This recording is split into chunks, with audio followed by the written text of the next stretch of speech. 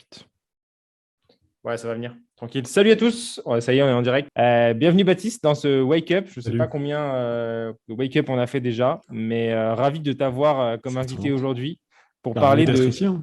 comment percer sur LinkedIn. Effectivement, la caméra, elle ne me fait pas le petite adaptation là. Je vais être flou tout le long. C'est pas grave. Déjà, il y a une cinquantaine de personnes en ligne. Aujourd'hui, l'idée, c'est de vous présenter un petit peu comment on lance une stratégie de contenu sur LinkedIn. En tout cas, comment Baptiste lui y fait.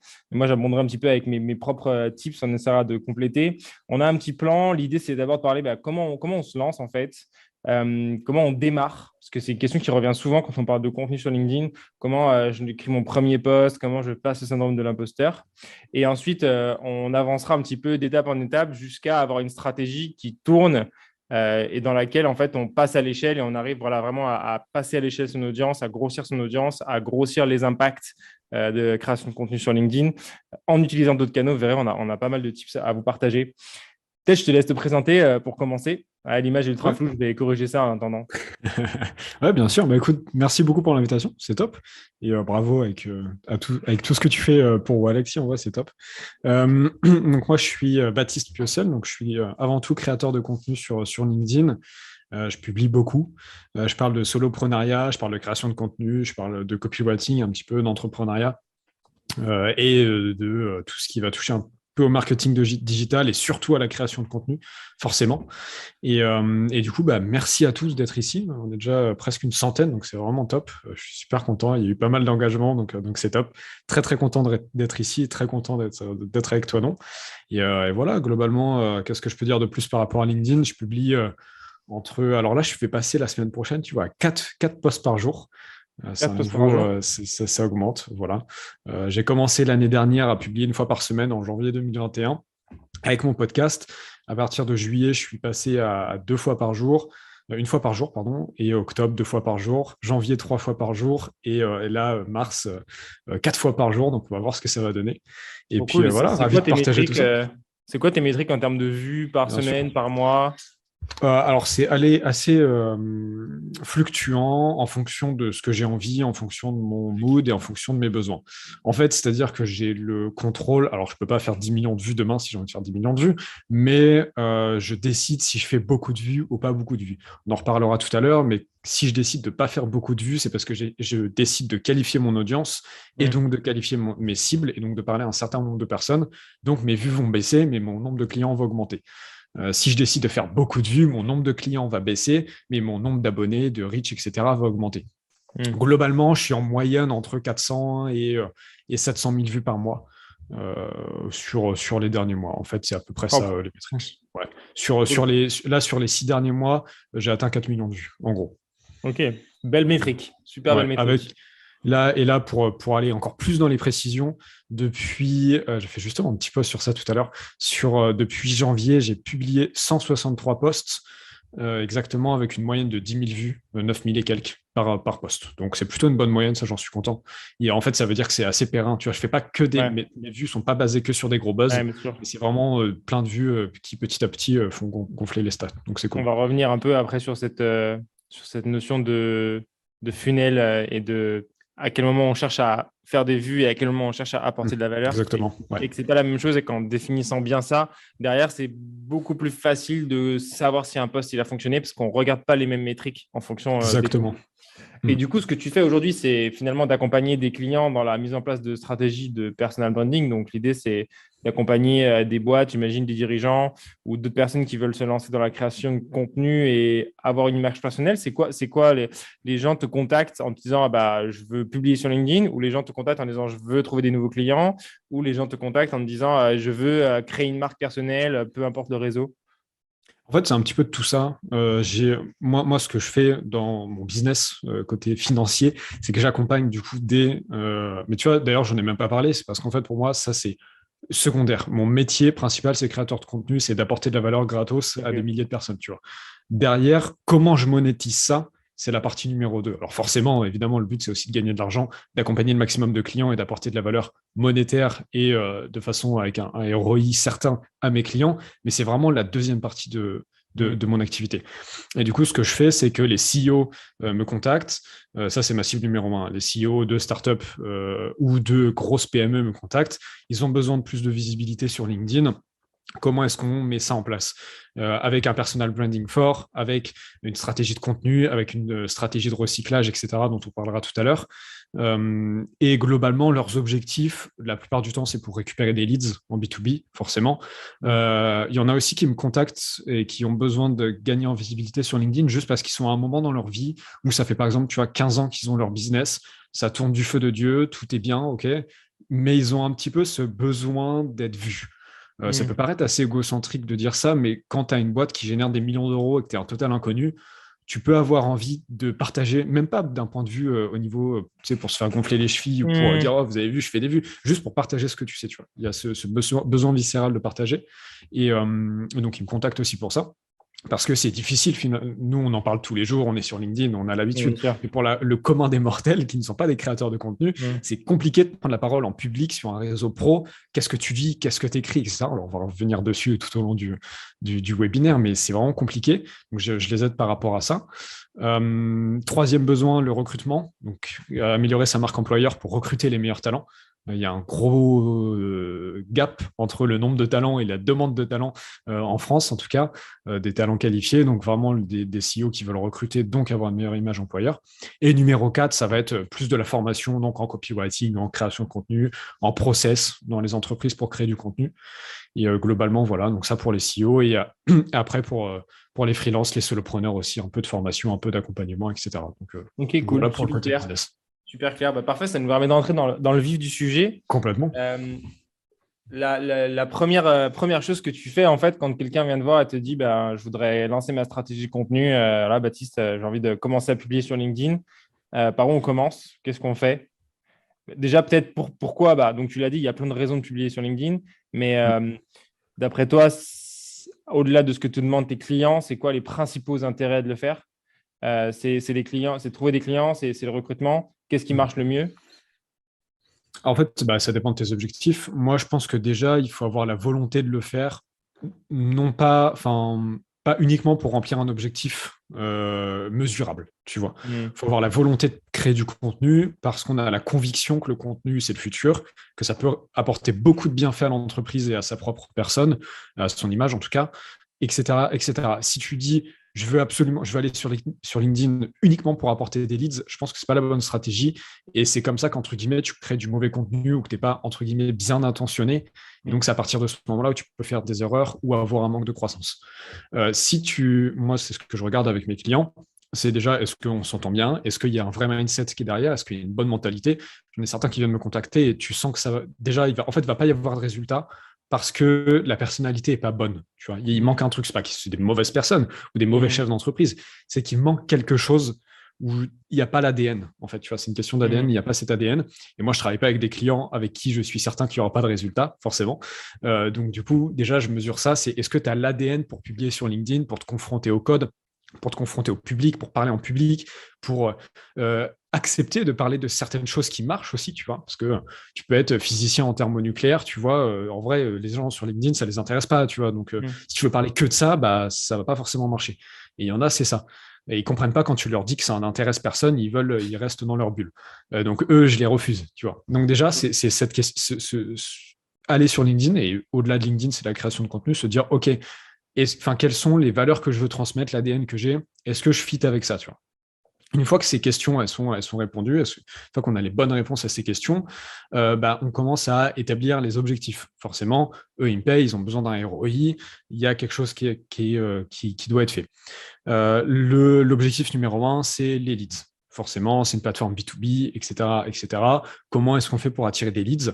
Au final, on se rend compte que ce n'est pas finalement tant de la vente que ça, mais plus de la présence, de la visibilité. Moi, ce que je leur dis, c'est l'objectif, ça ne va pas être d'écrire un post et d'avoir 5 leads en plus. L'objectif, c'est d'écrire plusieurs posts et que quand il y a un des leads qui a un besoin précis auquel vous pouvez répondre, qui pense à vous directement, tu vois. Et donc, en fait, c'est plus de la visibilité et de la présence sur le long terme plutôt que de l'acquisition pure, tu vois. Et ensuite, il y a le besoin aussi d'image, du coup, de gain en visibilité, de branding aussi, tu vois, qui va être important pour les entreprises, d'être reconnu comme important sur le secteur, d'être top voice, comme on appelle, de leur marché, etc. etc. Donc globalement, on définit ses objectifs en fonction de ces critères. Ok, ok, super clair. Et ok, ça c'est clair. Et donc, quand quelqu'un vient te voir, par quoi tu commences? Donc là, tu m'as dit, je commence par définir ce que la personne veut faire, évidemment, quels sont ses objectifs. Souvent, l'acquisition client, c'est l'objectif initial. On se rend compte que c'est pas pour générer du lead directement, mais plus pour créer une marque finalement, Ouais, dans l'esprit des gens, qui ouais. correspond à la partie de branding et la partie de marque. Ouais, bah en fait, les clients, ils viennent parce qu'ils ont besoin de leads. Moi, je Ouais. leur explique qu'ils n'auront pas des leads tout de suite, mais qu'en investissant sur LinkedIn, ça va cartonner dans quelques semaines, mois, tu vois. Hmm. Mais la plupart du temps, ils viennent comme si c'était une campagne Facebook Ads. Ouais, Tu bien mets sûr. 5 000 euros et tu peux espérer un ROI de 2, tu vois. Donc, du coup, tu sais que tu gagneras 10 000 euros, par exemple. Hmm. Sur LinkedIn, je leur explique que ça ne marche pas comme ça. Tu peux mettre 50 000 euros en coaching, en poste, en accompagnement, ce que tu veux. Tu n'es pas certain de les récupérer. Par contre, Hmm. si ça marche bien, bah, ton ROI, il va faire x10, tu vois. Là où Sûr. une campagne Facebook Ads ne pourra de toute façon pas faire plus que X en fonction de ce que tu auras calculé. Donc ça, déjà, je commence par leur expliquer ça. Ensuite, c'est la première étape. Enfin, du coup, la deuxième étape, ça va être le positionnement personal branding. On peut avoir la meilleure stratégie du monde, on peut avoir les meilleurs produits du monde, les meilleurs posts copyrightés du monde. Si ton personal branding, il n'est pas fort, impactant, puissant, délimité, marqué, honnête, qu'est-ce que je pourrais utiliser d'autre comme adjectif? Il y en a plein comme ça, tu vois, qui change, qui est différent, qui est aussi Authentique. clivant, authentique. Voilà, je vais chercher celui-là, authentique. Bah, ça marchera pas.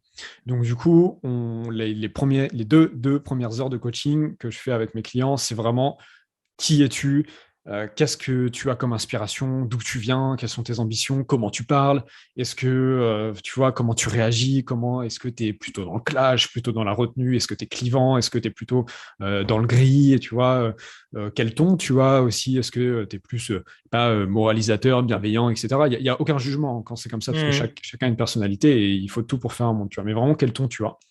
Et donc, en fait, c'est très psychologique parce que pendant 45 minutes, je les écoute parler de leur vie, d'où ils viennent, etc. Et j'essaie de les comprendre pour qu'ils puissent avoir un positionnement clair et qu'on puisse adapter ce positionnement à leur stratégie de contenu pour que ça se Hmm. reflète au mieux, tu vois. C'est hyper Toujours dans intéressant. Avant même de demander à la personne à qui elle veut s'adresser, tu demandes qui elle Ouais, est et tu vas exactement. construire la stratégie basée sur qui elle est et pas l'inverse qui pourrait Ouais. être je veux me parler à ces personnes-là, donc je Donc, vais prendre ce ouais, positionnement. Toi, tu vas vraiment prendre la exactement. personnalité en premier et dire qu'à partir de cette personnalité, on déroule une stratégie et pas l'inverse. Bah Et ouais, ça, parce qu'en fait, j'imagine que du coup, c'est pour faciliter finalement le fait que la personne elle est alignée avec ce qu'elle raconte et bien sûr. elle va perdurer dans le temps au niveau régularité du contenu. Bah, c'est ça, parce qu'en fait, sinon, pour moi, ce qui fait la clé, tu vois, d'un personal branding réussi, c'est l'authenticité avant tout, surtout sur le long terme. Tu vois, tous les mecs et toutes les meufs qu'on voit encore depuis des années et des années, je pense que, ou alors c'est des mythomanes incroyables et ils sont trop forts, ce qui est possible, il y en a certainement, mais pour la plupart, c'est juste qu'ils sont tellement authentiques et qu'ils vivent tellement leur truc à fond que c'est pour ça que ça marche. Je pense que sur les réseaux sociaux, on peut de moins en moins mentir sur sa vie, sur ce qu'on fait, surtout sur son business, etc. Et en fait, tu n'as aucun intérêt à le faire. Sauf si ton business est à chier et que ta personnalité est à chier. Mais dans ce cas-là, Mm. autant pas le faire, tu vois. Faut se poser les bonnes questions. Donc, du coup, effectivement, pour éviter tous les biais, on va vraiment définir ok, qui tu es, etc. Et ensuite, on va voir à qui tu vas discuter, avec qui tu vas discuter, à qui tu vas t'adresser, etc. Sachant qu'après, il ne faut pas non plus se leurrer. Les mecs, ils ont déjà des business, qui me contactent, ils ont déjà des business, leur cible, elle est déjà établie. Donc, on ne va pas la changer. Mm. On va juste l'affiner par rapport à LinkedIn. Par contre, ce qui va complètement se définir et que ça, ils n'ont jamais défini avant. Ils ont forcément défini leur première, deuxième, troisième cible, etc. Mais leur audience, ils ne savent pas ce que c'est qu'une audience. Moi, je leur explique, il faut bien savoir que sur LinkedIn, il y a une différence entre votre IAP et votre ICP. IAP, c'est Ideal Audience Profile et ICP, c'est Ideal Customer Profile. Et en fait, ce qu'il faut savoir, c'est que les gens qui vont commenter, les gens qui vont liker et la majorité des gens qui vont voir vos posts ne vous achèteront jamais rien. Mm. Par contre, ceux qui seront prêts à vous signer un contrat de 10 000 euros en 30 minutes, c'est ceux qui n'auront jamais rien commenté, voire qui ne seront même jamais rentrés en relation avec vous. J'en ai encore eu un au téléphone hier pour éventuellement l'accompagner sur LinkedIn. On n'était même pas en relation sur LinkedIn et il n'était même pas un de mes followers. Mais par contre, il y a eu du referral, il a vu quelques-uns de mes posts, ça lui a plu, il m'a contacté, tu vois. Et lui, il commentera jamais mes posts. Et donc, ce qu'il faut bien se rendre compte, c'est qu'on a une audience, on va cibler une audience qui va nous rendre visible auprès de notre future clientèle, auprès de nos prospects, tout en ne nous achetant jamais rien. Et c'est là où, dans la stratégie, on va en parler un petit peu après, mais il faut réussir à cibler les deux pour avoir des résultats concrets. Et si vous vous rappelez de ce que j'ai dit au tout début, où en fait, c'est moi un peu qui décide le nombre de vues que je fais, ben, en fait, si je fais très peu de vues, c'est possible que je fasse des flops, hein, on va pas se mentir, on n'est jamais à l'abri d'un flop, mais en général, un post qui fait peu de likes, peu de vues, c'est parce qu'il est destiné à mon audience de clients, du coup à mon ICP, et un post qui va faire beaucoup de vues, beaucoup de likes, il est complètement destiné à mon audience, et du coup, voilà, c'est entre guillemets fait exprès. Ok, hyper intéressant. Donc, le fameux funnel sur lequel on va revenir après. Donc, sur cette partie-là, j'adore cette idée qu'on part de l'authenticité de la personne et ce truc qui est mal compris aujourd'hui de l'authenticité, particulièrement sur LinkedIn, j'ai l'impression, où quelque chose qui revient souvent, je voudrais publier avec ma page entreprise, qui est une absurdité même parce qu'on ne s'associe pas à des logos, on s'associe à des Bien humains, sûr. on est des humains, on est sur un réseau social et le but, c'est d'interagir avec d'autres humains et interagir avec un logo, avec une page entreprise, avec un community manager qui se cache derrière. Ça fait perdre tout de suite cet effet d'authenticité. Et donc, la page entreprise aujourd'hui est plus une page vitrine qui permet de relayer des contenus des employés et du CEO, par exemple, que l'inverse qui se faisait avant. Et ça, c'est super cool comme approche. Enfin, moi, je suis totalement aligné avec toi sur cette partie. Ouais. Donc, Les pages d'entreprise sur les réseaux sociaux, ça n'a jamais marché. Faut dire, à part 2-3 exceptions. Oui, voilà. Voilà. Exactement. Et donc, je suis venu vers toi. On a fait ce travail de définir qui je suis, comment je vais parler, un petit peu. Est-ce que dans cette première partie, c'est déjà dans de quoi je vais parler ou on est vraiment plutôt sur le Ouais. positionnement, le ton? Ouais. En fait, ça, c'est après. Tu vois, tout ça, pour moi, c'est un flow qui se fait tranquillement. Ça se fait dans les 2 mêmes heures de coaching en général, d'affilée. Okay. Après, les mecs, ils sont lessivés. Moi aussi, d'ailleurs. mais ça se passe trop bien. Et donc, ouais, là, on va définir les tons, les sujets. Donc, le ton, on l'a déjà défini dans le positionnement, mais les sujets, les thèmes. Moi, ce que je leur propose en général, c'est 4 sujets maximum et après une infinité de thèmes. Les sujets, ça va être du coup des sujets généraux. Par exemple, tu vois, on peut prendre pour nous le marketing, pour toi le SaaS, les startups et puis LinkedIn. Tu vois, par exemple, ça, c'est 4 sujets. Par contre, après, dans le sujet LinkedIn, tu vas avoir comment écrire un post, comment écrire un bon titre, comment faire beaucoup de vues, comment faire pas beaucoup de vues, qui cibler, etc., etc. Dans les startups, tu peux parler et des dernières levées de fonds et des tout débuts d'une startup et d'une revente et du recrutement. Il y a plein de thèmes. Non, d'ailleurs, c'est l'inverse. J'ai dit sujet, mais c'est l'inverse. C'est 4 grands thèmes et après une infinité de sujets. Et donc, on définit ça. Après, on laisse couler une semaine en général. Ils réfléchissent sur leurs idées et après, on commence à aller dans le vif du sujet avec de l'écriture, etc. On commence, moi, je leur demande de ne pas commencer à écrire tout de suite, mais d'abord de converger leur sujet, savoir de quoi est-ce qu'ils veulent parler, de noter leurs idées et après, on commence à écrire. Mais vraiment, d'abord, faire ce travail un peu de brainstorming. On n'est plus à une semaine près de toute façon, de brainstormer toutes les idées et en fait, ils se rendent compte que finalement, ils seraient peut-être prêts, tu vois, à parler de choses plus personnelles. Alors qu'à la base, ils n'étaient pas du tout prédéfinis à ça. En définissant des thèmes comme ça et en les laissant libres sur le sujet, on se rend compte qu'en fait, ils ont plein de choses à dire, alors qu'à la base, ils pensaient être juste des êtres humains vides d'expérience et vides de tout propos, alors alors qu'ils ont fait des choses incroyables dans leur vie. Tu vois. Et sur cette première semaine, tu leur dis de noter les idées. Tu as des tips. Je pense que tout créateur de contenu a sa mine, on va dire, sa note quelque part avec ses milliers d'idées qu'il note à la journée. Mais quand on se lance, souvent, ce n'est pas forcément un premier réflexe. Est-ce que tu les incites à faire ça? Est-ce que tu as des conseils particuliers sur justement démarrer ce process créatif en prenant des notes? Est-ce que toi, tu as des trucs que tu aimes bien conseiller, cette partie vraiment prise de notes, c'est-à-dire noter ses idées? Alors, pour les clients, entre guillemets, non réguliers, alors je déteste utiliser le terme petit client parce que c'est des clients à part entière, mais ce que je veux dire pour les clients, par exemple, en accompagnement généraux, je leur conseille ce que moi je fais, et donc c'est la technique qui pour moi fonctionne, mais chacun sa propre technique, c'est note iPhone, enfin note de votre téléphone, dès que vous avez une idée, vous la mettez dans Notes, et ça c'est vraiment hyper puissant, c'est les notes vocales. Dès que vous avez une idée, on ne peut pas forcément l'écrire tout de suite. En fait, tu prends ton téléphone, tu mets note vocale et tu t'enregistres pendant 1 minute. Et après, tu te remets ça dans les oreilles, tu pourras définir ton post, écrire ton post. Comme ça, ça va hyper vite. Donc ça, c'est ce que je préconise à toutes les personnes que je rencontre. Tu vois, en live, là, c'est exactement ce que je fais. Par exemple, pour mes clients à 100%, les CEO, etc. Donc là, je ne pourrais pas le faire avec les 120 personnes qui sont sur le live, mais avec les coachings one-one. En fait, je leur dis, je suis en communication constante avec eux sur WhatsApp et je leur dis, en fait, dès que tu as une idée, tu me fais un message vocal sur WhatsApp. Et du coup, moi, ça me permet de savoir ce qu'ils pensent. Ça me permet de voir un petit peu leur mood, tu vois. Et eux, ça leur permet d'avoir du coup une base de données où il y a toutes les idées. Et comme c'est pas leur métier, ça faut pas l'oublier non plus, c'est que moi c'est mon métier, LinkedIn. Enfin, c'est une partie de mon métier en tout cas, et ça va être de plus en plus petit dans le futur, mais pour l'instant c'est une grosse partie de mon métier. Eux, ça ne l'est pas. Ils n'ont pas le temps. Ils n'ont pas le temps de penser à ça. Ils n'ont pas le temps de se focus que autour de LinkedIn, etc. Moi, c'est mon métier. Donc, du coup, la semaine d'après, quand je les revois, je leur dis, oh, tu m'as donné cette idée, c'était top. Tu m'as parlé de ça, c'était génial. Tu m'as parlé de ça, c'était un peu moins bien, mais ça, c'était cool. On peut en faire un post, etc. Et du coup, tout est centralisé entre lui et moi. Et du coup, c'est comme ça que ça se passe super bien, quoi. Ok. Et là, tu lui conseilles donc de se lancer directement dans la rédaction. Il y a beaucoup de gens qui vont tout de suite dire syndrome de l'imposteur, en quoi je suis légitime à publier sur LinkedIn. Comment tu fais passer tes clients? Donc là, on prend l'exemple de tes clients. L'idée, c'est pas de vendre le service, mais c'est plus d'avoir ce chemin de pensée, de dire comment on part de quelqu'un qui a l'envie de publier sur LinkedIn finalement, l'envie de lancer sa stratégie de marque personnelle, mais qui n'a pas encore les différentes clés, les différentes étapes.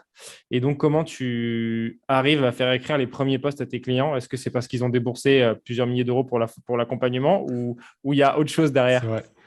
En fait, pour juste rebondir sur ce que tu disais, là, c'est effectivement le processus que je mets en place pardon, avec mes clients, enfin qu'on met en place avec mes clients. C'est le processus. En fait, pourquoi on utilise cet exemple-là? C'est intéressant ce que tu as dit. C'est parce qu'en fait, c'est le processus que je donne à tout le monde, client ou pas, que je donne gratuitement, tu vois, en live, que je donne sur mes posts LinkedIn, que je donne en podcast. En fait, c'est que j'ai utilisé moi, que beaucoup d'autres créateurs ont utilisé. Donc, en fait, si moi j'utilise ce processus avec mes clients, c'est pour une bonne raison et c'est parce que vous pouvez aussi appliquer exactement le même processus pour avoir des résultats sur LinkedIn. C'est pas uniquement loin de là. Donc, hyper. Vous m'entendez encore bien? Ouais, ça a un petit peu coupé, mais c'est bon. Ouais. Est-ce que le son n'est pas passé sur mes AirPods par contre? Non, c'est good. Ok. Et donc voilà, pourquoi on explique ça. Sinon, pour le syndrome de l'imposteur, alors franchement, même moi j'ai des clients qui ont eu des carrières, qui ont des carrières incroyables, d'ailleurs des boîtes incroyables, et ils sont terrorisés à l'idée de publier sur LinkedIn. Donc, partez du principe que ça arrive à tout le monde et que tout le monde l'a eu. Moi, je l'ai eu. Je pense que toi, tu l'as eu aussi. Tout le monde l'a eu. On l'a encore, évidemment. Ça arrive. Donc, ça, vraiment, ne croyez pas que vous êtes tout seul, parce qu'on a tous été, où on est tous, on sera tous dans cette situation-là. Comment est-ce qu'on le vainc?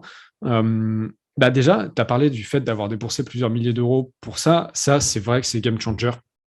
Quand tu payes quelqu'un cher et que tu te dis, OK, maintenant, c'est bon, en fait. Tu vois, j'en ai un qui a signé hier ou avant-hier. Et tu vois, il avait déjà acheté un premier programme, il s'était beaucoup formé tout seul et tout. Mais il m'a dit, tant que j'aurai pas, tu vois, une pression financière, je sais que je ne paierai pas. Et c'est pour ça que je prends ton accompagnement. C'est parce que là, en fait, j'ai plus le choix. Je suis dos au mur, j'ai plus le choix. Tu vois. Je sais que c'est bénéfique, mais si je ne suis pas accompagné, je ne le ferai pas. Et donc, ça, c'est vrai que, et c'est tout le principe du coaching.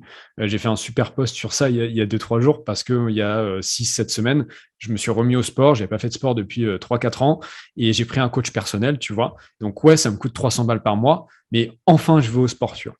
Alors que ça fait 2 ans, un an que j'essaie de me remettre au sport tout seul et que j'y arrive pas. Parce qu'en fait, la première semaine, tu vas, la deuxième semaine, tu vas plus, et la troisième semaine, tu as abandonné l'idée. Et du coup, tu es déprimé, tu es triste parce que tu n'y arrives pas. Là, je prends un coach personnel, 3 séances par semaine.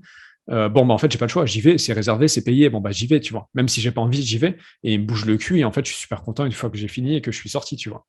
Et donc, l'accompagnement personnel est vraiment un facteur déterminant pour vaincre le syndrome de l'imposteur. Et pourquoi? Parce que une fois qu'ils ont publié une première fois, ils se rendent compte qu'ils sont pas morts, qu'il s'est rien passé, que leur boîte s'est pas écroulée, tu vois, il s'est rien passé, juste il y a des gens qui étaient contents. Ok, cool, du coup on part sur le deuxième poste. Et c'est comme ça que tu vends un peu le syndrome de l'imposteur. Deuxième facteur, par exemple pour les personnes qui n'ont pas payé, en fait c'est d'en parler. Tu vois, plus tu vas parler, même à toi-même, hein. Alors pas en mode schizophrène, mais prenez des notes, écrivez. Dites-vous, putain, j'ai fait ça hier. Ah, il y a 1 an, j'étais là, tu vois. Ah, il y a 2 ans, j'ai fait ci. Ah, je me rappelle de ma pensée d'il y a 5 ans. Je pensais que j'allais jamais réussir ça. Et en fait, je l'ai fait. Et en vous plongeant un petit peu dans le passé, dans le futur aussi, de ce que vous voulez faire, de ce que vous accomplissez au quotidien, même si pour vous, ça vous semble pas des choses incroyables, il y a forcément des personnes sur Terre, en France et particulièrement sur LinkedIn, qui vont trouver ça génial, tu vois. Et ça, il faut bien se rendre compte, c'est qu'on est toujours en avance, peu importe le sujet, peu importe le domaine, par rapport à quelqu'un d'autre. Et à partir de ce moment-là, vous pouvez parler de tout et partager tout. Et c'est comme ça que vous allez vaincre le syndrome de l'imposteur en écrivant, en partageant, même au début tout seul. J'ai rencontré la dernière fois une fille qui écrivait toute seule pour vaincre son syndrome de l'imposteur. Et si tu veux, ça faisait 2-3 mois qu'elle écrivait toute seule ses posts. Elle se les gardait pour elle. Mais du coup, elle se sentait crédible jusqu'au moment où elle s'est dit, OK, maintenant, je n'ai plus peur, je suis crédible, j'ai suffisamment écrit, j'ai suffisamment introspecté mon travail, ma vie, pour me dire que je suis crédible à partager. Et elle a commencé à écrire. Tu vois. Ok, super cool, super intéressant. Et ça va nous amener un peu à la suite, mais donc là, tu dis pour créer ses premiers contenus, commencer à avoir des idées, se lancer. Finalement, c'est vraiment passer ce cap du premier post qui est quand même pas facile. Donc, on n'a pas forcément une solution miracle, mais ce qu'il faut se dire, c'est que tout le monde passe par là et que c'est une étape inévitable dans le processus de création de contenu, je pense, peu importe les canaux. Et donc, il faut arriver à la vaincre. Et c'est un peu comme aller faire du sport, finalement, c'est pareil. Il faut aller faire sa première séance, il faut aller vaincre le fait qu'on va se confronter à notre absence de conditions physiques dans notre première séance, mais qu'à force d'y retourner, on finira par y arriver et par être légitime et par avoir retrouvé sa condition physique. Complètement. Et si je peux compléter ouais. tout ce que tu as dit, c'est que forcément votre premier post il sera nul, en fait. C'est normal. Oui. Soyez OK avec ça. Donnez le meilleur de vous-même, mais votre premier post sera nul, vos 10 premiers posts seront nuls, vos 100 premiers posts seront pas ouf, et peut-être que votre 500e post sera cool, tu vois. Et encore. Même moi, tu vois, là, les posts que j'ai... J'aime bien dire aussi que si au pire, ton post il bide et en fait, du coup, personne ne le verra. Donc, personne ne l'a vu, donc ça n'a pas d'impact. Et au mieux, ça marche et il est vu, mais dans ce cas-là, ça marche. Donc, c'est que c'est positif. Donc, c'est un bon post. C'est bon. Complètement. Donc, finalement, c'est une des motivations aussi.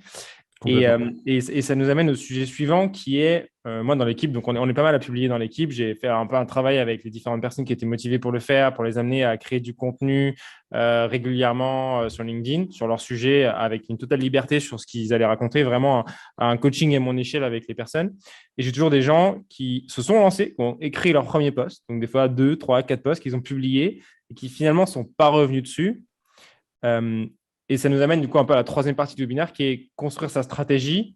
Quelles sont, une fois que tu as fait ce premier post justement, donc c'est un peu fouillis, je sais qui je suis, je sais à peu près les thématiques que je veux aborder, j'ai écrit mes 2-3 premiers posts, mais là ça y est, il manque un truc pour rentrer dans cette partie régularité, dans cette partie je vais publier 1, 2, 3, 4 fois par semaine. C'est quoi l'étape suivante ? Ouais, déjà, merci de reprendre le fil parce que moi, j'étais c'est bon, j'étais parti. C'est mon rôle. Complètement. Non, du coup, on n'a pas encore parlé beaucoup de stratégie. Pourquoi ? Parce que moi, je considère qu'avant de mettre en place une stratégie, en fait, se mettre en place une stratégie de contenu, une stratégie sur le long terme, etc., c'est se mettre une pression qui est bonne, hein, qui est excellente, mais c'est se mettre une pression, c'est se mettre des barrières, c'est se mettre des obligations. Et la plupart du temps, tu vois, vaut mieux commencer, on va reprendre l'exemple du sport parce que c'est très parlant, c'est de se dire, OK, je préfère y aller tranquillement à mon rythme au début pour m'entraîner, pour me chauffer, pour voir comment ça fonctionne, pour mieux comprendre mon corps. Et dès que je sens que c'est bon, OK, là, par contre, je m'impose 3 entraînements de 10 km par semaine, tu vois. Et là, en fait, je sais que je vais les suivre. Par contre, si dès le début, tu commences à vouloir te dire, je vais faire 3 entraînements de 10 km par semaine, tu vas pas tenir. Tu vois. Le premier week-end, tu as des courbatures et ça y est. Exactement, et tu abandonnes. Et sur LinkedIn, c'est un peu pareil. Commencer par publier 1 fois, 2 fois par semaine, tranquille, en fonction de l'inspi. Prendre les codes, prendre le rythme, prendre du plaisir aussi, tu vois. Prendre vraiment du plaisir à juste partager et pas se prendre la tête. Par contre, après, on est quand même là sur un canal d'acquisition, il y a des objectifs de leads, il y a des objectifs, surtout si tu as payé un coach ou un consultant, peu importe. J'aime pas trop ces termes-là, mais il faut appeler un chat un chat. Il y a un moment où il faut mettre en place quelque chose. Comment tu mets en place ta stratégie de contenu ? Déjà, tu établis combien de fois tu vas publier par semaine.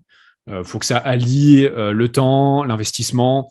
Faut pas que ça soit trop lourd, pas que ça soit trop léger non plus. Moi, ce que je préconise au début, c'est 3-4 fois par semaine, c'est bien. 3 fois par semaine, c'est top. Lundi, mercredi, vendredi, ou peu importe, ou même le week-end. 3 fois par semaine, c'est cool. Pourquoi 3 fois par semaine? C'est plus simple en plus à expliquer, parce que tu vas mettre en place la stratégie tofu, mofu, bofu. On en a beaucoup parlé sur LinkedIn. C'est qu'il y a une raison, c'est que c'est la plus efficace en termes de contenu. En fait, il n'y a pas plus efficace que ça, en tout cas à mon sens. Qu'est-ce que ça veut dire? Tofu, mofu, bofu, c'est top of the funnel, middle of the funnel et bottom of the funnel. En fait, il faut considérer votre processus de création de contenu, votre stratégie de création de contenu comme un entonnoir, comme ça, hop, toc, ici. Et en fait, vous allez avoir le contenu top of the funnel qui va être attirer le maximum de monde. Donc là, on va faire des posts qui vont être vus beaucoup de fois, avec des likes, avec des commentaires, etc. Mais qui va pas, on va parler à l'audience. Je parlais tout à l'heure de l'ICP et de l'IAP, donc Ideal Customer Profile et Ideal Audience Profile. Là, on va parler à l'audience. Le but, c'est de générer beaucoup d'audience, d'aller chercher des abonnés, etc. De faire des posts éventuellement qui vont devenir viraux. Vraiment, top of the funnel. Aller se faire connaître aussi, se faire connaître auprès d'autres gens. Après, il y a middle of the funnel. Alors lui, c'est le plus entre les deux, mais globalement, ça va avoir comme objectif d'évangéliser votre audience. Vous avez une audience de 1000 personnes, vous allez faire un post middle of the funnel. Donc, par exemple, si votre sujet, c'est le marketing Instagram, vous allez expliquer dans votre top of the funnel, vous allez dire comment faire une story qui fait 1000 vues, par exemple. Middle of the funnel, ça va être comment... je sais pas, moi, convertir ses premiers clients avec Instagram en 5 étapes. Middle of the funnel. Je prends des exemples qui sont un peu claqués, mais c'est histoire qu'on puisse se représenter un petit peu mieux.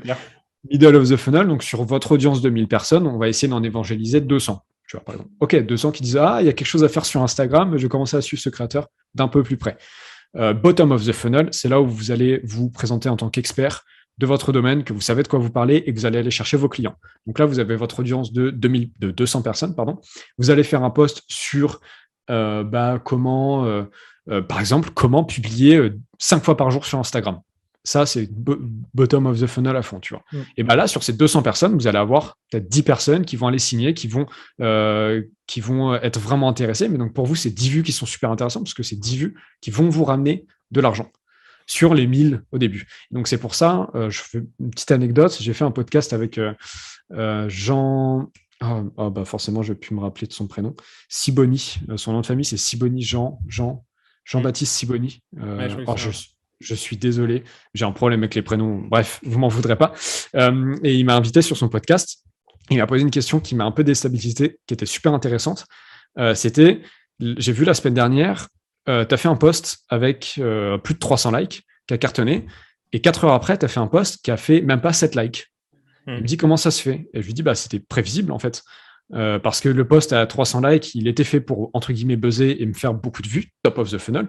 Le post à 7 likes, je ne sais plus quel était le sujet, mais l'objectif, c'était vraiment de parler à mon cœur de cible, aux gens qui sont prêts à claquer 4000 balles en accompagnement avec moi. Donc, c'est normal qu'il n'ait pas fait beaucoup de vues. Et tant mieux, ça veut dire que l'objectif a été atteint, tu vois. Ce qui n'empêche que je peux faire des bides, forcément, et que parfois, j'ai envie de faire des posts qui font pas beaucoup de vues, mais qui en font vraiment pas beaucoup. Et des fois, j'ai envie de faire des posts qui doivent faire des vues et qui en font pas. Ça arrive à tout le monde.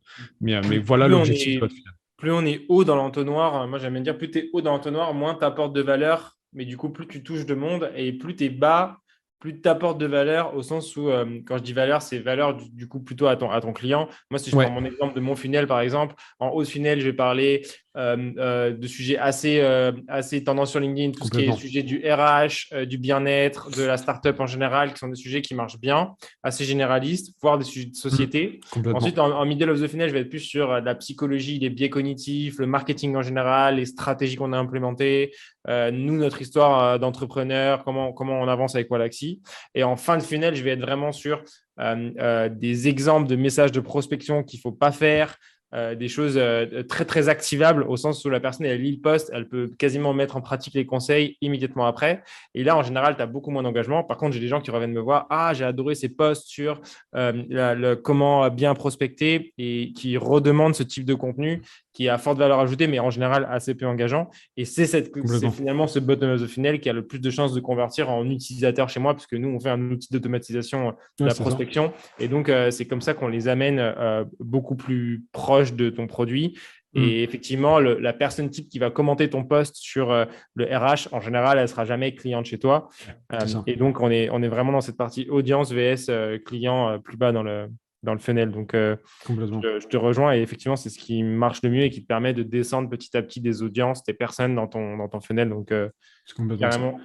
Je ne sais pas si c'est une question de valeur, tu vois, parce que pour moi, si tu fais un post, tu vois, sur les vacances illimitées que vous avez, par exemple, pour moi, il y a beaucoup de valeur là-dedans, parce que en fait, la valeur, c'est votre mindset, vos valeurs à vous, tu vois. Donc, je trouve qu'il y a beaucoup de valeur dedans, mais c'est pas précis, entre guillemets, ça apporte pas. Ça apporte pas, je pense qu'on peut plus le qualifier de est-ce que la personne qui va lire ce post, après l'avoir lu, elle aura changé quelque chose dans sa vie? Non, tu vois. Par contre, si tu lui expliques en 10 étapes comment mettre en place les vacances illimitées et qu'elle le fait, là, le post aura changé quelque chose. Je pense que la différence se fait vraiment sur ça, tu vois. Sur la notion je ne sais pas si ça se dit, mais d'activabilité, c'est-à-dire la capacité à activer la valeur que tu lui as apportée. Et plus c'est haut, plus c'est du concept, plus c'est quelque chose d'assez peu tangible, et plus c'est bas, plus c'est étape par étape, j'active et à la fin du post, j'ai quelque chose en plus, effectivement. Donc vraiment quelque chose qui peut t'apporter immédiatement dans ta vie. Donc, c'est ça. Mais c'est exactement ça. Et je ne sais pas si tu veux passer à la suite, mais là, il y a la question de Nicolas dans le chat qui est super intéressante. Ouais. Vas-y. Donc, qui nous dit que, pour ceux qui ne l'ont pas, on parle de posts, mais comment savoir les thématiques qui peuvent intéresser l'auditoire? En fait, c'est vrai. Qu'est-ce qui va intéresser les gens? Alors déjà, si vous avez une entreprise, vous avez déjà des thématiques qui vont forcément intéresser vos clients. C'est logique parce que votre entreprise, si elle fonctionne, il y a déjà des thématiques. Tu vois, si j'ai une entreprise qui fait du conseil en immobilier, en fait, je sais que l'immobilier, ça va intéresser les gens. Après, il faut aussi tester. C'est pour ça où, de toute façon, il faut publier au début. Vous allez faire des posts sur des sujets qui vont intéresser personne. Moi, j'ai essayé de faire des posts, par exemple, sur l'histoire, la philosophie. Moi, je suis passionné d'histoire. J'ai essayé de faire des posts sur l'histoire sur LinkedIn, ça n'a pas marché, mais j'aurais essayé et je le sais maintenant que ça ne marche pas. Tu vois. Je réessayerai quand j'aurai plus d'abonnés, éventuellement, peut-être ça marchera mieux. Mais en tout cas, à l'époque, avec mon audience de l'époque, ça n'a pas marché. Mais j'ai testé, c'est pas grave. Donc déjà, tester et savoir un peu ce qui fonctionne. Après, il faut aussi analyser qu'est-ce que vous voyez dans votre fil, qu'est-ce que les gens aiment, qu'est-ce qu'ils partagent, qu'est-ce qu'ils like, qu'est-ce qu'ils commentent. Il y a des sujets, tu vois, si tu vois par exemple le marketing, ça intéresse tout le monde, en tout cas tous les gens dans le marketing, le RH, le management, dans les sujets, c'est LinkedIn, il faut pas oublier que c'est des entreprises, donc tous les sujets qui vont toucher aux entreprises, ça va intéresser les gens. Et troisième point, ça reste un réseau social où il y a 10 millions de personnes en France, 5 millions d'actifs mensuels.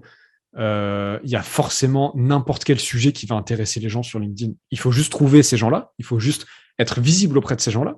Mais je veux dire, si votre passion, j'en ai parlé justement dans un post, parce que il y a 190 000 adhérents adhérents à la Fédération française de badminton en France. Tu vois, 190 000 pour du bad, moi je trouve que c'est beaucoup. En fait, ces gens-là, ils sont sur LinkedIn.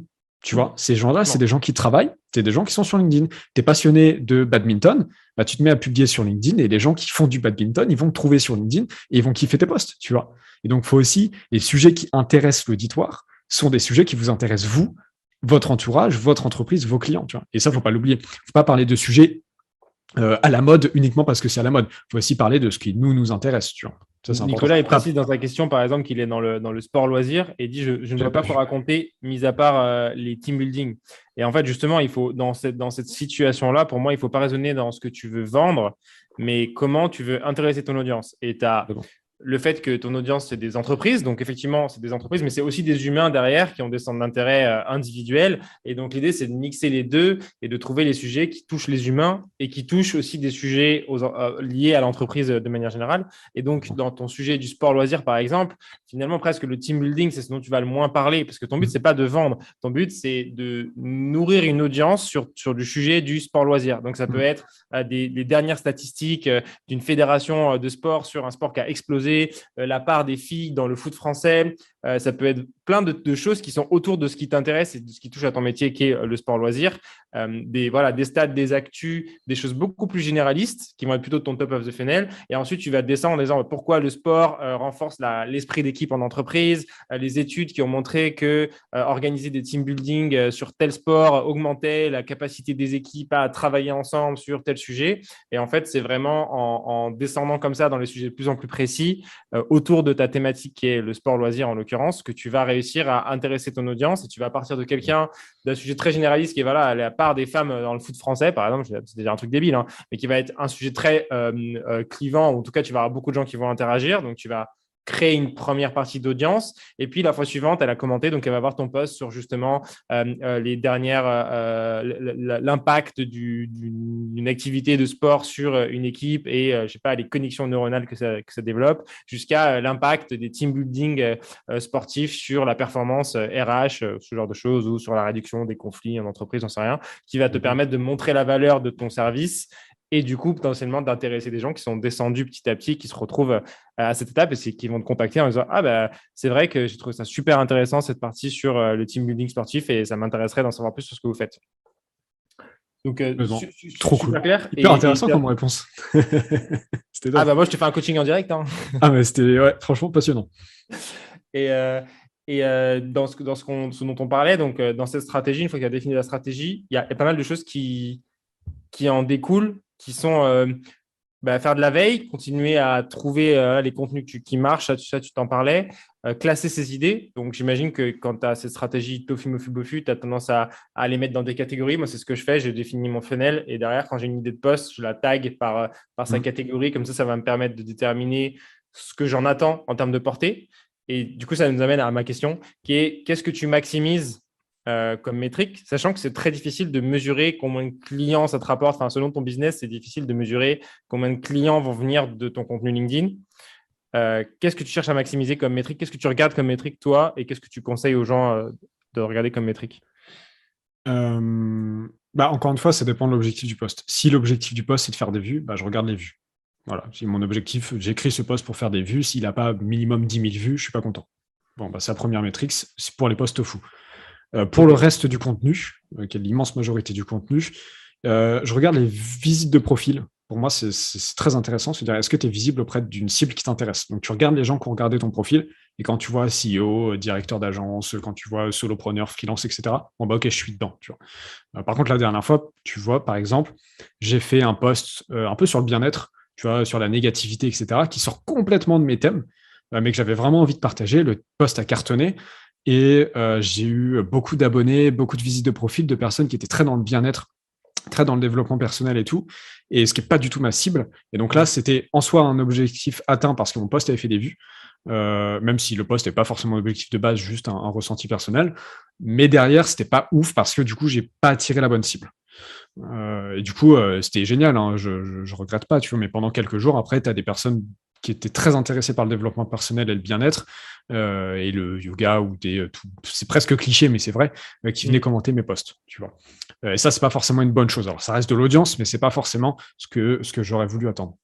Donc, du coup, je regarde ça, les visites de profil. Après, je regarde globalement le nombre de clients qui me contactent, tu vois, même si c'est très difficile de savoir. Je leur pose la question quand même, savoir est-ce qu'il y a un poste où vous êtes venu et tout. Je mets des liens dans les commentaires. Donc là, je vois concrètement, tu vois, par exemple, je mets un lien pour mon programme de formation, d'accompagnement pour les CEO. En fait, il y a 2 CEO qui me contactent. Là, je sais qu'ils viennent directement de ce poste-là. Mais en fait, tu vois, même là, je sais qu'ils viennent directement de ce poste-là. Mais en fait, pourquoi ils viennent? Parce qu'avant, ils se sont lus 15 postes, tu vois, depuis 2 mois. Donc en fait, c'est pour ça qu'ils sont là. C'est pas grâce à ce poste-là, c'est parce qu'ils m'ont vu depuis 2 mois tous les jours sur LinkedIn. Ça, c'est ce qu'on appelle les dark socials. Pas rentrer dans le sujet parce que c'est très complexe, mais globalement, en fait, c'est tout ce qui va être générateur de business grâce à la création de contenu, mais dont on ne peut pas sourcer. Ça va être, tu vois, est-ce que ton client, il va venir de ton podcast? Est-ce qu'il va venir de ce live? Est-ce qu'il va venir de LinkedIn? Il va venir d'Instagram? Peu importe, de Facebook ou de Referral, tu vois, tu sais pas en fait. Alors Referral, tu peux un peu le cibler, mais même ça, c'est compliqué. Et donc, du coup, je fais en fonction, chiffre en fonction de ça. Et dernièrement, là, tu vois, par exemple, je suis en train de balancer pas mal de contenu gratuit en l'échange d'un mail. Là, je vois combien d'inscrits, tu vois. J'en ai lancé un il y a 2 jours, 150 inscrits. Là, je vois, c'est devant mes yeux, tu vois. Donc là, je peux mesurer ça. Hyper clair et j'aime beaucoup la partie visite de profil. C'est vrai que c'est une métrique que je regarde pas mal aussi, mais je regarde plus le volume, mais j'avais jamais trop pensé à regarder un petit peu la typologie d'audience et du coup ce que ça attirait comme personne. Et c'est vrai que c'est pas mal pour aller qualifier, c'est plus intuitif, mais ça te permet de dire ok, mon poste là, il a attiré telle typologie d'audience, c'est cool. Et du coup, je pense que ça répond à une question qui était comment savoir ce qu'est un bon poste. Finalement, ça dépend ce que tu cherches à obtenir avec ton poste. Si tu cherches à obtenir des vues, ça va dépendre de tes vues moyennes de tes posts. Il faut se comparer, faut pas se comparer aux autres. Je pense qu'il faut se comparer à tes contenus précédents pour savoir si ça évolue positivement. Se comparer aux autres, c'est toujours une mauvaise idée, je pense, sur le contenu, parce qu'on n'a pas tous les mêmes audiences, on ne suit pas tous les mêmes personnes. Et si tu fais 1000 vues dans un secteur hyper niche comme, je sais pas moi, les huiles essentielles, c'est excellent. Si tu fais 1000 vues sur un sujet hyper démocratisé comme la RH sur LinkedIn, c'est moins bien. Donc, il y a une nécessité d'adapter les métriques que tu regardes un petit peu au type d'audience que tu cibles et au volume qui t'intéresse. Et après, effectivement, du coup, ces métriques secondaires qui sont plus que du quanti, du quali, qui est combien de gens je fais rentrer dans mon funnel, combien de gens deviennent des clients potentiels, et en amont, entre les deux, combien de gens et quel type de personnes visitent mon profil et du coup, chez qui j'ai marqué l'intérêt qui pourrait les faire descendre finalement plus loin dans le funnel. Donc c'est cool.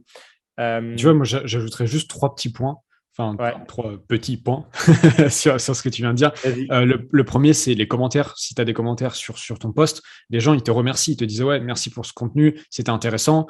Ou alors ils te chient dessus, mais c'est pas grave. Si tu as des haters, c'est que tu as des fans, donc c'est une bonne chose.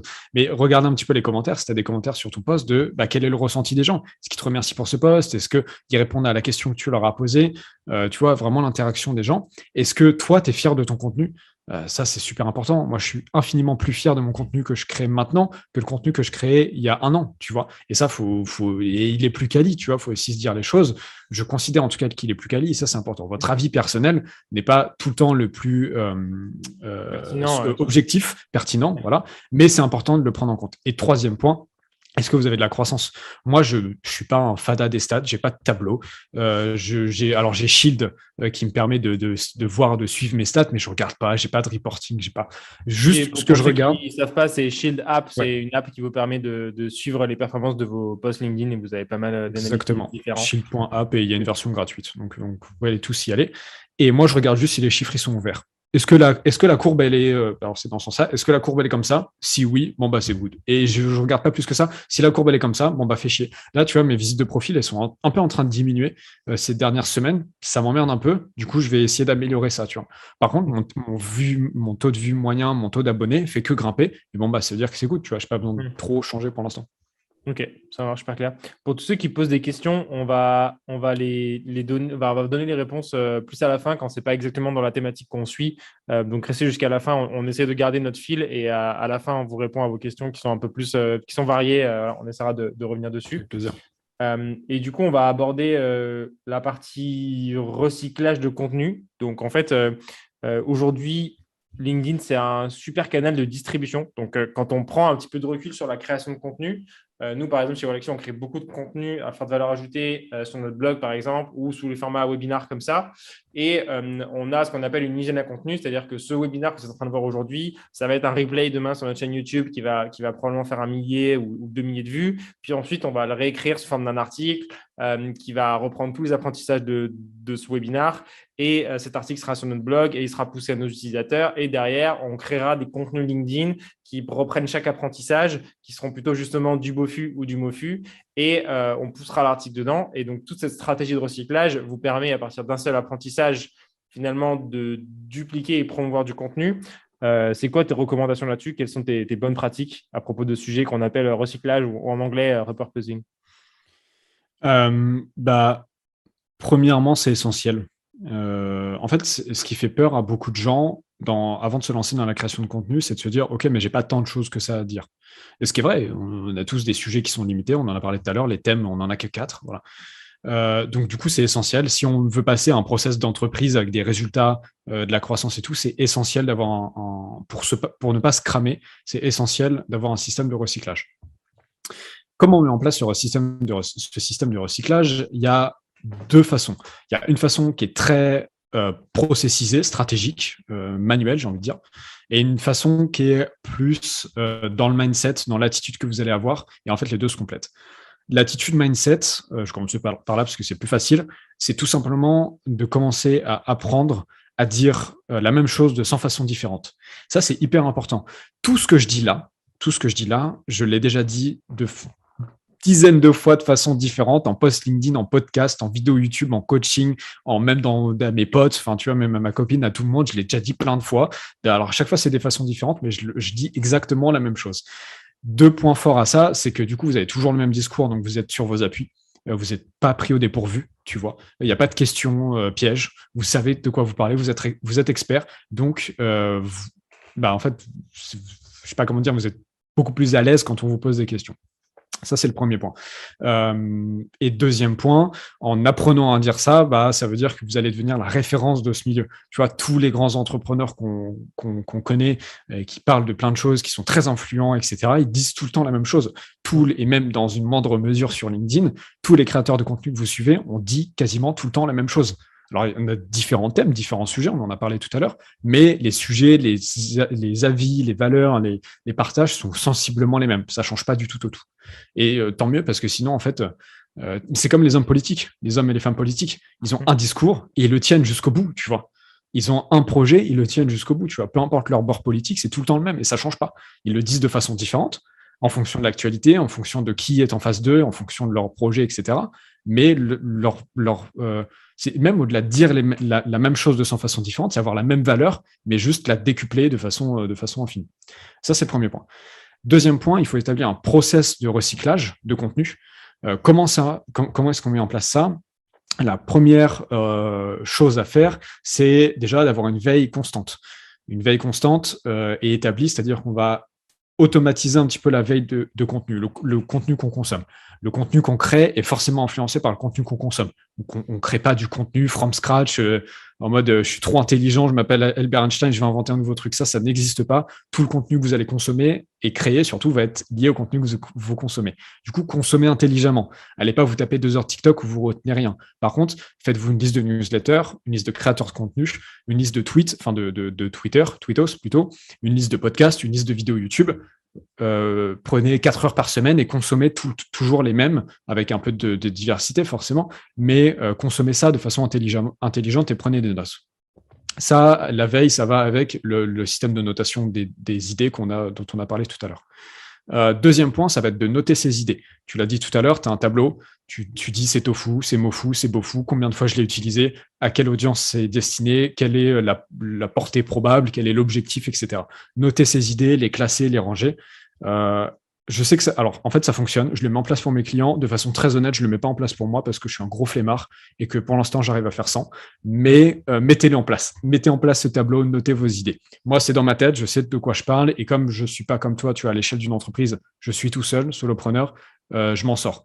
Mais plus tard, quand il y aura du podcast, il y aura du YouTube, je sais que ça va devoir être mis en place et ça fonctionne avec mes clients, donc voilà. Notez vos idées, mais j'ai envie de dire, faites comme vous avez l'habitude de fonctionner et rentrez pas forcément dans trop de catégorisation. Il faut que la saisie d'une idée, elle soit rapide. Moi, par exemple, j'ai catégorisé en tofu, mofu, bofu et je me suis rendu compte rapidement que des fois, j'avais besoin de prendre mon idée à la volée comme ça. Et donc, j'ai 2 supports. J'ai un support avec mes idées catégorisées sur mon funnel et mes idées vraiment plus en vrac. Et régulièrement, au moment de créer mon contenu, je prends mes idées de ma note tout en vrac et je mets ça un peu structuré. Mais j'ai vraiment que 3 filtres et je ne m'amuse pas à dire, OK, celui-là va faire 10 000 vues, je vais obtenir ça, etc. Parce que tu vas passer beaucoup d'énergie à faire cette catégorisation pour au final pas forcément beaucoup d'apports. Donc chacun de trouver son style, j'ai envie de dire, de catégorisation de notes, mais qu'il n'y ait pas de bonne excuse pour pas prendre une note, j'ai envie de dire. Je suis d'accord avec toi. Et tu vois, ça, on en arrive au 3e point, et ça va répondre à la question de Benjamin, que en fait, l'idée, c'est que chaque idée soit dans chaque niveau du funnel, tu vois.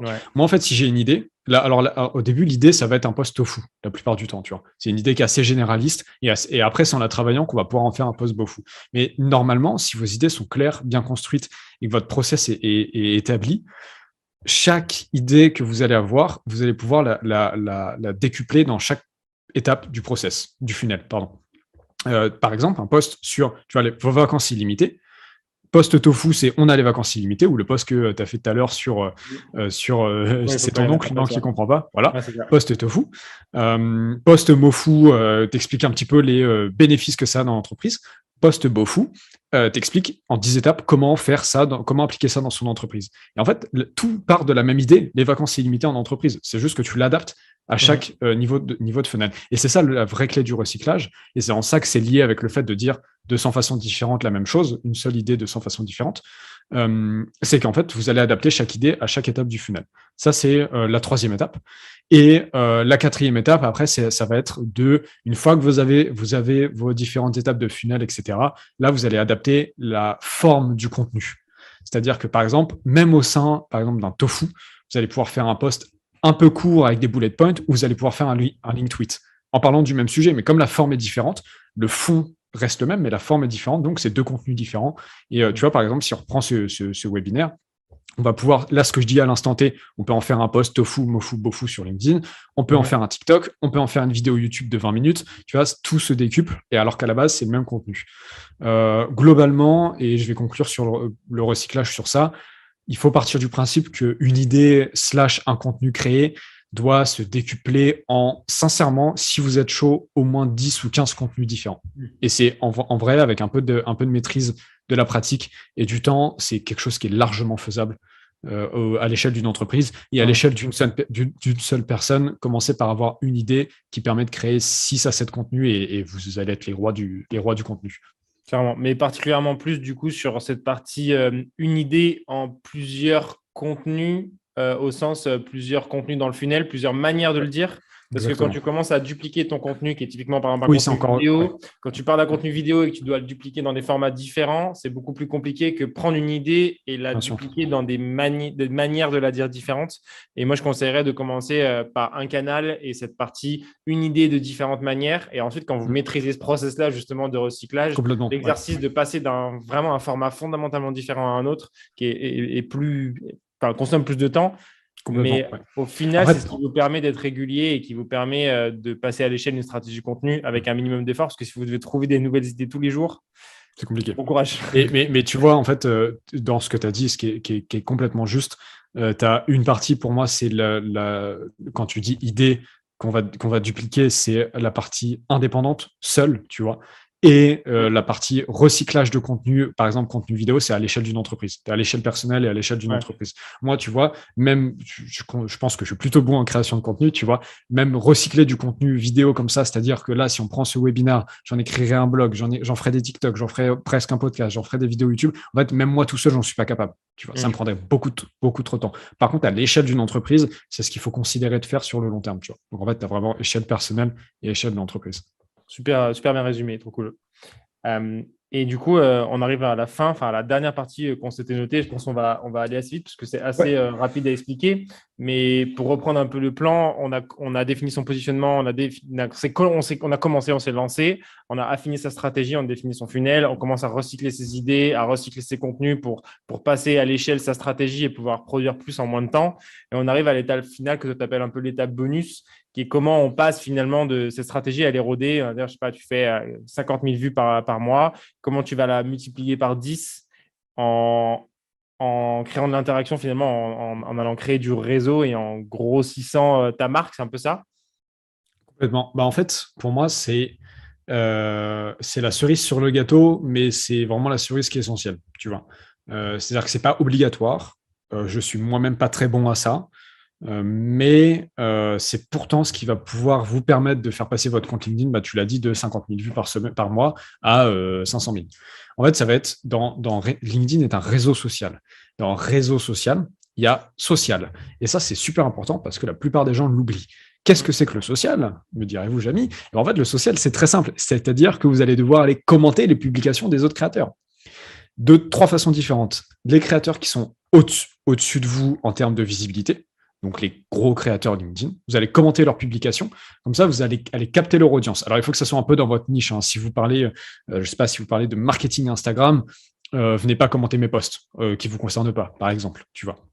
Sauf si c'est des posts tofu qui vous concernent aussi. Mais bref, ciblez un petit peu les créateurs et allez commenter leurs publications. Des posts intéressants, pas juste j'adore ce post. Mettez votre avis, confirmez le post, mais apportez de la profondeur au post, apportez vos connaissances, etc.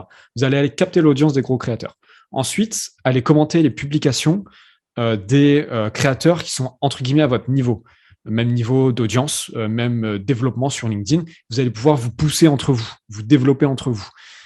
Et vous allez du coup aussi aller capter l'audience de vos potes. Et ça, c'est plutôt cool. Et enfin, allez commenter les publications des personnes qui sont en dessous de vous en termes d'audience, de résultats, etc. pour déjà les aider. Et en fait, c'est un cercle vertueux après. Et aussi pour là, j'ai du mal à mettre des mots dessus. Mais vraiment pour aller en fait chercher toutes les c'est comme ça aussi que vous allez progresser, tu vois. Se mettre aussi comme référence. Si vous allez commenter des posts de personnes qui sont derrière vous en termes de timing sur LinkedIn, vous allez aussi vous placer en tant que référence et expert du domaine parce que vous êtes en avance de facto. Et quand je dis commenter, c'est non seulement commenter les publications publiques des créateurs, mais c'est aussi rentrer en contact avec eux, leur envoyer des MP, échanger, discuter, poser des questions, répondre aux questions. Et en fait, tout ce qui va être cet aspect social qui est important. Alors, n'en voulez pas aux gros créateurs, pardon, s'ils ne répondent pas aux messages, c'est compliqué, on en reçoit beaucoup. Et je me considère aussi un peu là-dedans parce que c'est compliqué des fois de tout traiter. Mais au moins, tu vois, les personnes qui ont la même audience que vous allez pouvoir construire. Tu vois, je vais parler de Louis Pile et je vais finir sur ça. Après, on va passer aux questions-réponses. Tu vois, Louis m'a contacté. Maintenant, il cartonne aussi sur LinkedIn.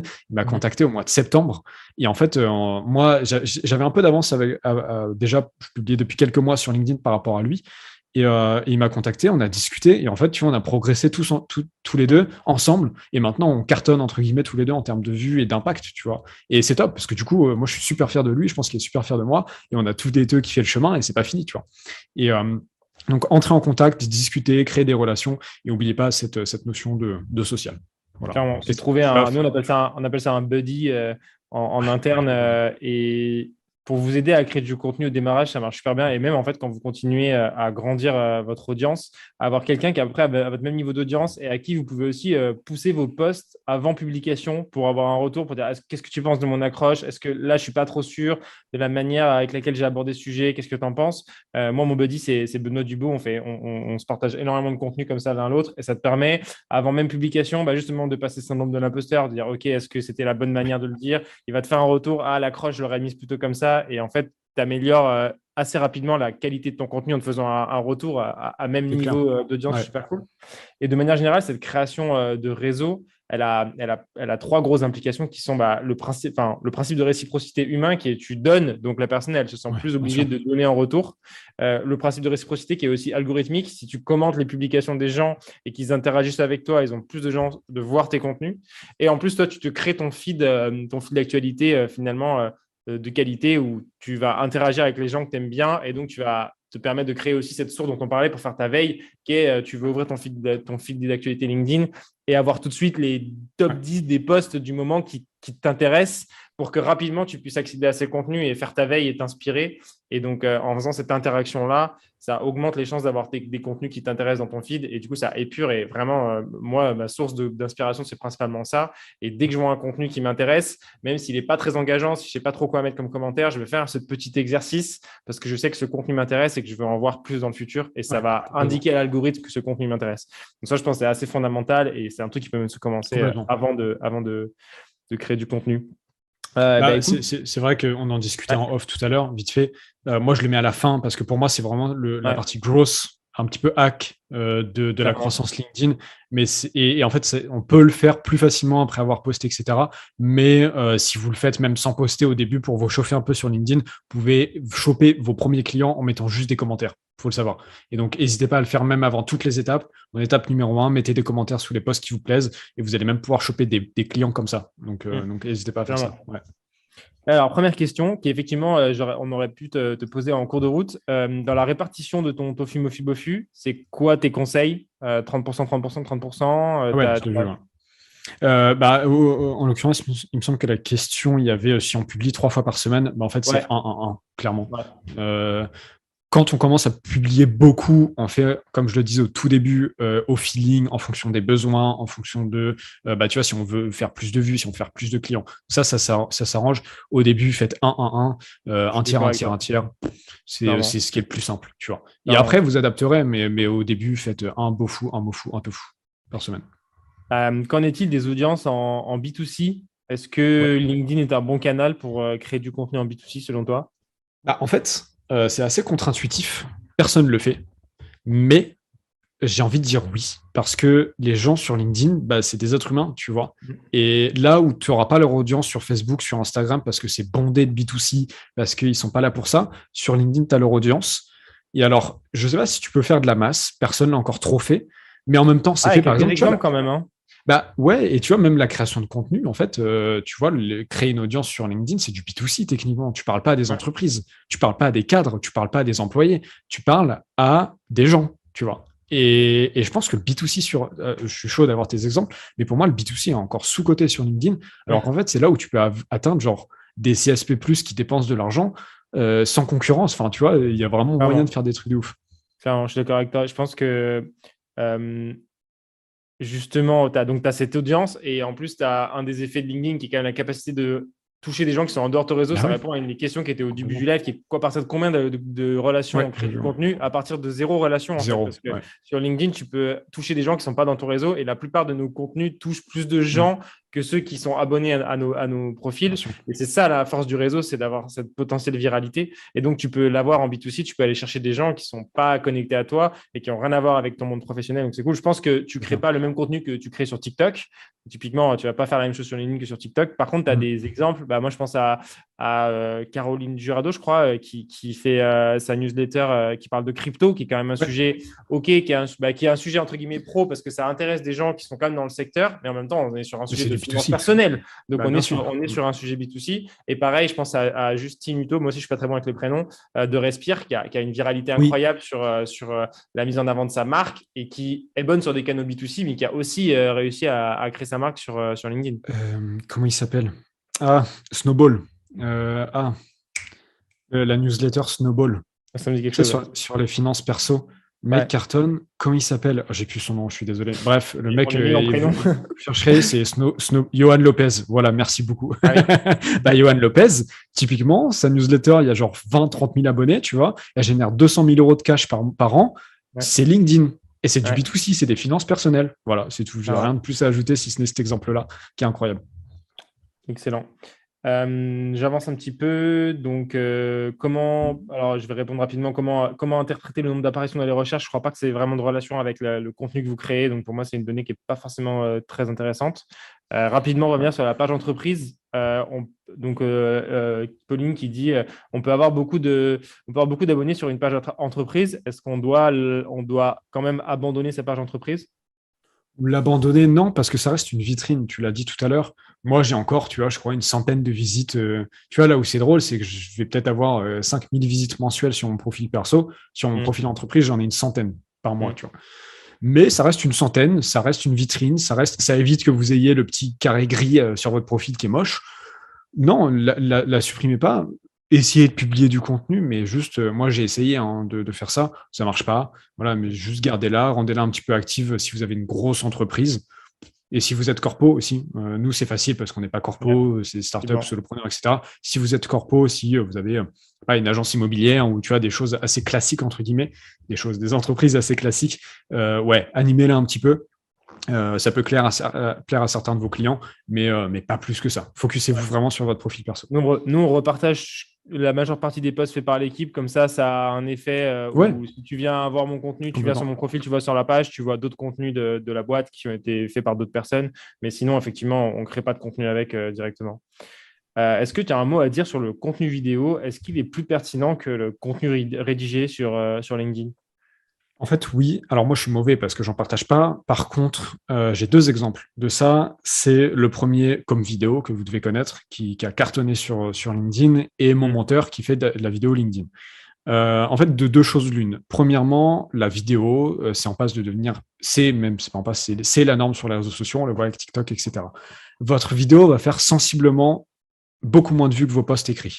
Moi, j'en ai déjà partagé, mes vidéos, c'est pas plus de 1000 vues max. Mais par contre, l'engagement est beaucoup plus élevé. Parce que si vous publiez une vidéo d'une minute 30 et que la personne reste pendant 1 minute 30, bah en fait, c'est 3 fois plus que le temps de lecture d'un post écrit. Et donc, c'est là où vous allez pouvoir convertir. Donc, en question Beaufou, en contenu Beaufou, pardon, c'est vraiment top. Et moi, mon monteur m'a dit que, en fait, c'est ce qui cartonne. La plupart, lui, ce qui fait que ses clients arrivent et lui demandent de monter des vidéos, c'est parce qu'ils ont vu son contenu vidéo sur LinkedIn et que c'est le seul à faire ça. Et que du coup, ça transforme à max, tu vois. Et donc, certes, ça fait pas beaucoup de vues, mais peu importe, ça fait des clients.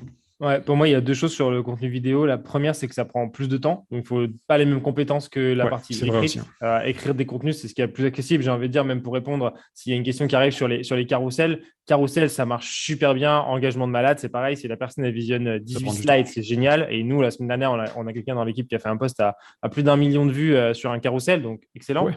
et que moi j'ai jamais fait avec un post écrit, mais par contre prend beaucoup plus de temps. Il faut avoir une petite fiche graphique. Si votre carrousel ne ressemble à rien, bah, c'est mort. Donc c'est pareil pour la vidéo. Et spécifiquement à la vidéo, ce qu'il faut savoir, c'est que une vue sur LinkedIn, c'est quelqu'un qui scrolle le feed et s'il s'arrête pas, c'est quand même une vue. Alors que la manière de comptabiliser les vues sur une vidéo, c'est que la personne a visionné au moins Ouais. 3 secondes.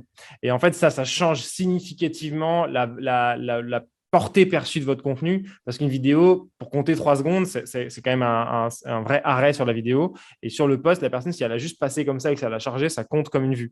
Donc, vous allez avoir l'impression de faire moins de portée, mais ça ne veut pas dire que le post a eu Elle moins sera plus d'impact. qualifiée. Et donc, c'est pour ça que c'est intéressant par rapport à ce qu'on disait tout à l'heure, d'aller voir d'autres métriques aussi, qui sont les clients qui rentrent en messagerie et les gens qui visitent ton profil, pour savoir si l'impact de cette vidéo, il a été, comme prévu, quoi, escompté. Complètement.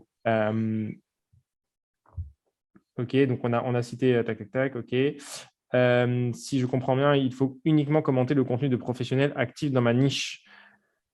Je ne pense pas qu'il faut commenter du contenu uniquement de la niche. Je dirais il faut commenter des contenus qui t'intéressent et qui sont dans les sujets qui t'intéressent. Et Ouais. après, et effectivement, s'il y a des gens dans ta niche, ce que tu en penses?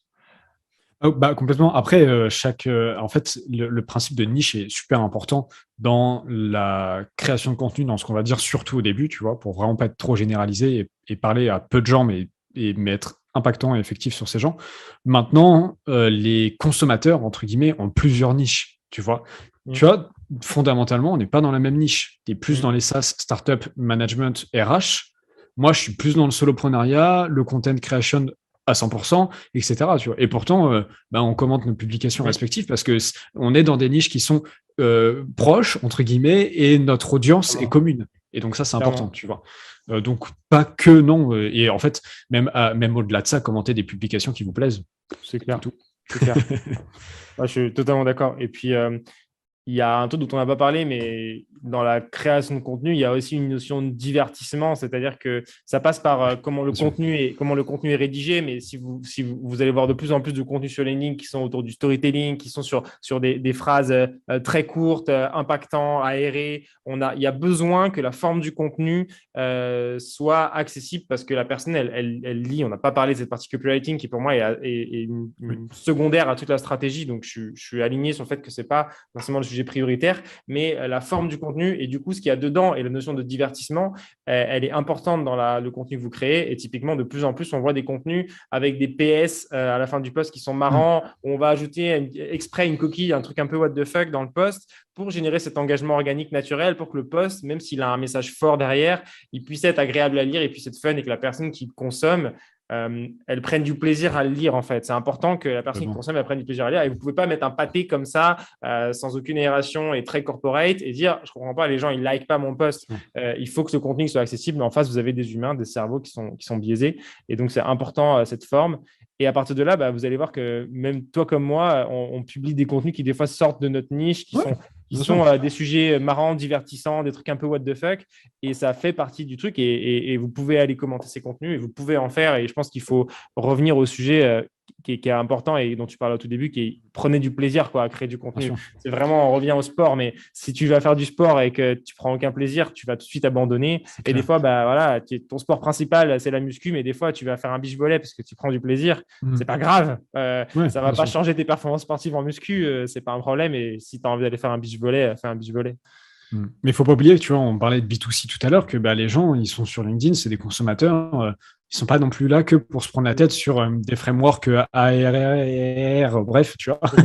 Ils sont aussi là pour prendre du plaisir. Ils sont peut-être sur leur toilette ou dans les transports en commun ou en train d'attendre leur gamin qui sort de la crèche. Ils sont pas là non plus pour se prendre des trucs ultra complexes dans la tête. Tu vois, ils sont là pour se marrer un peu, pour voir les nouvelles actus et puis voilà, c'est tout. Ils sont là 3 minutes et puis ils se cassent après. Donc faut aussi, c'est une guerre de l'attention, mais il faut aussi pas non plus se prendre au sérieux tout le temps. Tu vois. Et d'où le principe, on revient toujours à la stratégie quand même, mais du tofu, mofu, bofu, qui rentre parfaitement dans les clous pour ça, quoi. Clairement, clairement.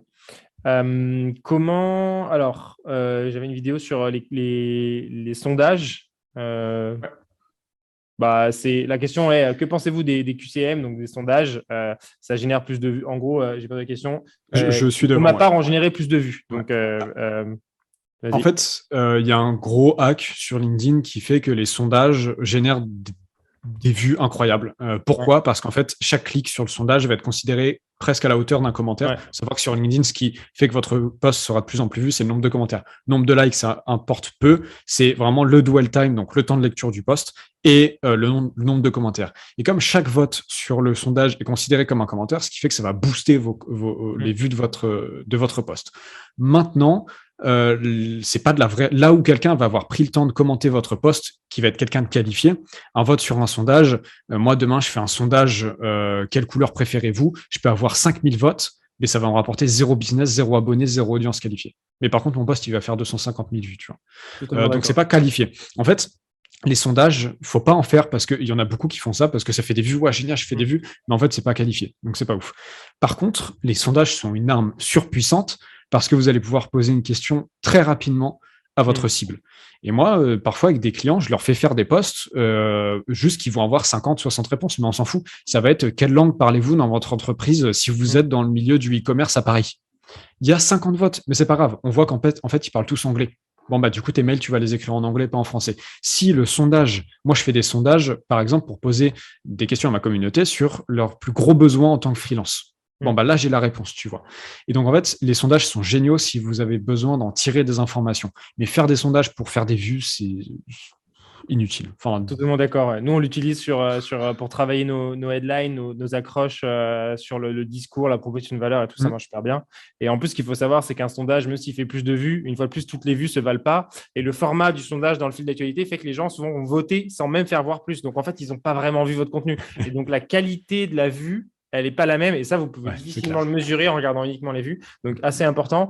Je te rejoins totalement sur le reste. L'utiliser pour en tirer un savoir. Et si c'est juste pour faire des vues, ça n'a pas trop d'intérêt.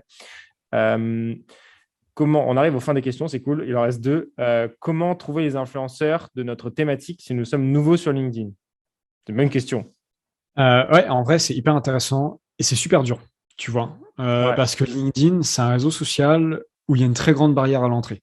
C'est compliqué, tu vois, tu comprends pas au début, mais n'importe quel réseau social. Mais par définition, LinkedIn, Twitter est bien pour ça, tu vois, par exemple, parce qu'en fait, dès que tu vas sur Twitter, tu as des recommandations en fonction de ce que tu vas aimer, de ce que tu as choisi d'aimer. Donc, du coup, c'est top. Il y a une très faible barrière à l'entrée sur Twitter. LinkedIn, c'est compliqué. Tu vois, je sais même plus, moi, ça fait des années que j'ai créé mon compte LinkedIn, je sais même plus comment ça se passe au début. Mais quand tu connais personne, moi, ce que je préconise, c'est déjà quand même de commencer par ajouter des gens que tu connais, des gens de ton entourage, tes collègues, tes anciens collègues. Ça fait une petite base et voilà.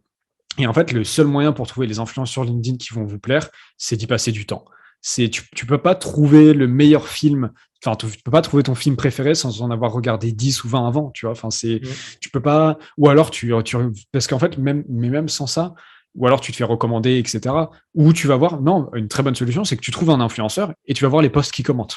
Par exemple, ça c'est une bonne solution. Mais ne surtout pas aller sur Google et taper les top 10 des influenceurs français sur LinkedIn, parce qu'en fait là, tu auras que des gens pour qui LinkedIn est un vecteur de communication, mais pas un canal de création de contenu. Par exemple, le top 1 influenceur LinkedIn en France, c'est Michel-Édouard Leclerc, qui partage beaucoup sur LinkedIn, qui est le CEO de Leclerc, et qui a, je sais pas comment dire, mais LinkedIn, c'est pas un créateur de contenu LinkedIn, donc tu n'as pas d'intérêt à le suivre plus que ça, tu vois. Là où, par exemple, tu vois, toi, Benoît, etc., Thibaut, on a plus d'intérêt à suivre parce que là, il y a de la valeur qui va t'apporter.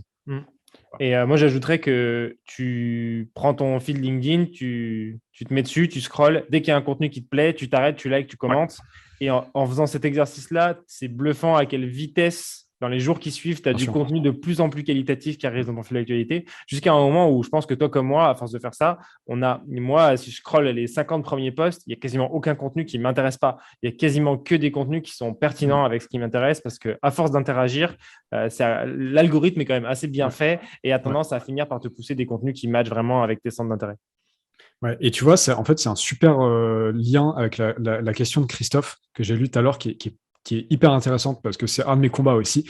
En gros, il dit faut-il bannir toutes les lectures de publications qui nous sortiraient de notre objectif? parce que comme tout réseau social, LinkedIn est très chronophage et il nous dit qu'il supprime les profils qui ne l'intéressent pas. Et en fait, ça, c'est vital, surtout quand on passe beaucoup de temps sur LinkedIn. Moi, dès qu'il y a une publication qui ne me plaît pas, je ne follow. Je supprime pas la relation parce que j'ai quand même envie que la personne voit mes posts, mais je ne follow, et ce qui fait que je verrai plus ses posts. Et en fait, mine de rien, j'ai que du contenu qui me plaît, du coup. Il faut vraiment que je scrolle longtemps, comme tu disais, pour voir du contenu qui me plaît pas. Et j'ai aucune pitié. Hein. Alors, il y a globalement 5 à 10 créateurs de contenu francophones que je garde vraiment parce que leur contenu me plaît, mais tout le reste, je ne follow sans pitié parce que ça me plaît pas, tu vois. Et je fais ça sur tous les réseaux sociaux, et commencer à faire ça, ça vous sauve la vie. Et c'est aussi pour ça que du coup, je me suis retrouvé sur LinkedIn. Alors, ça change un peu de ces derniers temps, mais pendant les 6 derniers mois, avec un fil quasiment que anglophone, parce que je suis désolé pour tous les créateurs de francophones, moi y compris, mais les Américains ont une avance certaine sur nous. Et donc, leur contenu est plus pertinent, en tout cas, je trouve. Et c'est pour ça que je consommais que du contenu anglophone. Maintenant, vraiment, pour le coup, avec ce qu'a dit Christophe, faites ça, unfollow. Même si c'est des gens que vous connaissez, en fait, vous s'en foutez. Vous n'êtes pas là pour perdre du temps. Donc c'est hyper important. Si vous lancez dans une stratégie de contenu, ce que Michel il a posté au dernier jour du Salon de l'Agriculture, vous en avez un peu rien à faire. Unfollow, à fond. Et du coup, je trouve que c'est bien, on va pouvoir finir sur ça. Mais alors, d'abord, oui, il y a le replay du live direct sur YouTube. Vous allez sur Wallaxy, vous tapez Wallaxy sur YouTube, vous avez direct le replay du live. Et du coup, Christophe qui dit encore, est-ce que finalement, les publications n'ont pas pour seul objectif de rester dans la tête de nos leads, indépendamment de la qualité du contenu, et de garantir une présence au moment où le prospect aura besoin de nos services? Je pense que ça résume bien. C'est ça. Ça résume bien ce live, ouais. C'est la question parfaite de fin de live, parce qu'en fait, c'est exactement ça. L'objectif, c'est pas de faire tant de ventes avec tel poste, c'est pas d'être le meilleur, peu importe. L'objectif, c'est d'être suffisamment présent, suffisamment longtemps et avec suffisamment d'intensité pour que quand vos clients auront un besoin spécifique que vous pouvez résoudre, ils pensent à vous directement et qu'ils n'aillent pas taper une recherche Google comment résoudre mon problème. Et c'est tout l'intérêt de LinkedIn, en fait. Après, il précise indépendamment de la qualité. Et là, je pense que ce n'est pas vrai. Ça dépend ce qu'on met dans qualité. Qualité, ça ne veut pas dire du contenu qui est toujours sérieux, qui est toujours imbitable parce que c'est technique. Qualité, ça veut dire du contenu qui est à la fois, j'aime bien ce que dit Benoît là-dessus, qui est divertissant, instructif et inspirant. Ouais. Et ces 3 critères font un contenu de qualité. Et donc, il y a la partie divertissante qui fait qu'il est agréable à lire, il est facile à consommer. Et je pense que c'est fondamental dans cette partie. Et c'est comme ça que tu vas rester dans la tête de tes leads. Parce que tu vas être un peu drôle, parce que tu vas te parler de différents sujets, parce que tu vas avoir une personnalité atypique. Tu vois, si tu fais que des posts corporate, comme tout le monde, entre guillemets, tu vas pas rester dans la tête de tes prospects, tu vois. Par contre, si tu as une personnalité unique, tes prospects vont se rappeler de toi et c'est comme ça qu'ils vont te contacter. Et c'est vraiment ça l'objectif de LinkedIn. Et je crois que j'ai commencé par ça, d'ailleurs, au début du live, avec mes clients, c'est ce que je leur dis, exactement. On n'est pas là pour faire du ROI. Les clients, vous n'allez pas savoir d'où ils viennent, vous n'allez pas savoir quand ils vont venir. Moi, j'ai des clients qui signent avec moi maintenant, mais qui me suivent depuis 6 mois, tu vois. Et heureusement que je ne me suis pas arrêté à 6 mois quand il n'a pas signé. Mais c'est ce qu'on appelle les dark socials. Et voilà, c'est l'essentiel, c'est d'être présent chaque jour, montrer sa petite tête, ou tous les 2 jours, enfin voilà, d'être le plus présent possible sur LinkedIn, forcément. Montrer sa petite tête, être présent, montrer qu'on existe et attendre que ça vienne. En gros, c'est l'idée. Parfait. Trouvez et discutez avec nous. Vous pouvez nous contacter sur LinkedIn directement, Baptiste Piocel et moi, Toinon Georget, avec grand plaisir. Super cool d'avoir animé ce live, hyper complet, C'était top. Énormément de valeur ajoutée, donc trop cool. merci à tous d'être encore là et puis bonne soirée. Bonne soirée à tous. Merci à toi, Toinon, et puis merci à tous de nous avoir écoutés pendant 1h30. C'était top. C'est clair. Ciao, salut.